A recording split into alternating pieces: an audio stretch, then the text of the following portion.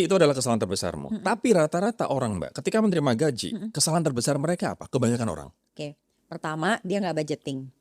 Jadi ya udahlah gitu ya. Ini aja deh. Kenapa? Ya itu again lagi mindsetnya adalah setiap orang udah ada rezekinya. Oke.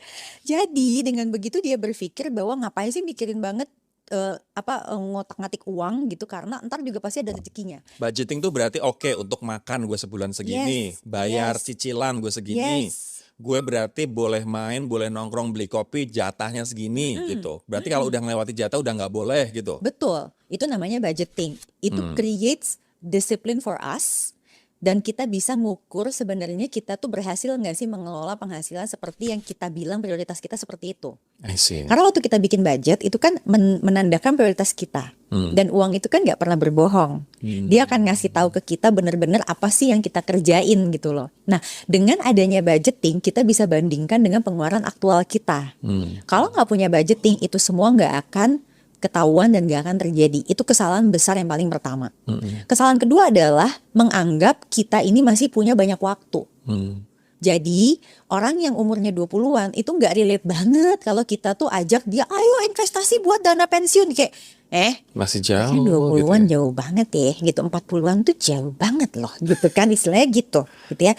Tapi yang kita gak sadar adalah di 30-an itu beban hidup kita tuh akan besar. Nambah terus. Nambah. Jadi kalau kamu tidak pakai masa awal itu kayak tahu nggak sih kalau kayak anak kecil tuh katanya kan 5 tahun pertama tuh apa golden years apalah terus kalau anak baru lahir tuh yang kalau dapat kolostrum air susu ibu tuh jadi kan memang ada momen-momen yang memang itu kalau kamu kelewat bukannya nggak bisa sih tapi lebih susah aja ngebalikinnya gitu loh. I see. Nah di 20-an itu adalah momen sebenarnya kita masih bisa ngatur diri dan juga kita itu bisa ya tadi yang aku bilang menginvestasikan sebagian dari gaji kita meskipun kecil tapi compounding returns itu luar biasa kenaikannya gitu. Itu the magic of compounding ya, Yes. bunga berbunga. Betul. Jadi gue bisa bayangin ketika ini kesalahan yang gue lakukan juga di usia 20 tahun gue benar-benar menjadi budak nafsu gue untuk belanja ini beli itu. Iya, Dibanding dengan ketika gue 20-an per bulan,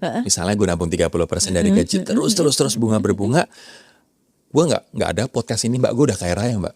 Iya, dan kita kan bukannya juga susah ya Rory, karena ada porsi playing juga kan, tapi playingnya itu playing yang terukur Iya, gitu. Tapi itu ya gue melihat ada blessing in disguise sih. Maksudnya 20-an kenapa gue benar-benar entertain my keinginan, my want pada waktu itu ya satu balas dendam, yang kedua ya mungkin kalau gue nggak kayak begitu mungkin saat ini gue nggak seperti